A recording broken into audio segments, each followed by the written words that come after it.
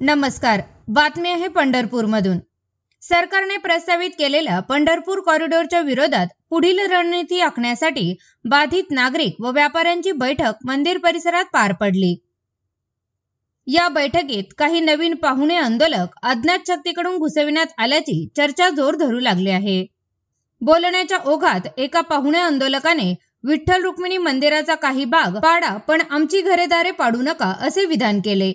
मात्र हे वाक्य ऐकून उपस्थितांपैकी अनेकांना धक्का बसला आणि त्यांनी तीव्र नाराजी व्यक्त केली. अनेक संकटाच्या काळात विठ्ठल रुक्मिणी मंदिर परिसरात राहणाऱ्या लोकांनी जीवाची पर्वा न करता पांडुरंगाच्या मूर्तीचे आणि मंदिराचे रक्षण केले आहे. हा इतिहास आजही लोकांच्या स्मरणात जिवंत आहे.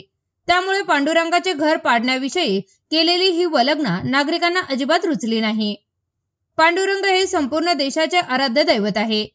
त्यामुळे मंदिराचा काही भाग पाडण्याविषयी केलेले विधान हे भक्तांच्या श्रद्धेला धक्का देणारे ठरले, अशी एकमुखी भावना पंढरपुरातून व्यक्त होत आहे. या विषयीचे आणखी अपडेट जाणून घेण्यासाठी आमच्या पंढरी संचार या चॅनलला सबस्क्राईब करायला विसरू नका.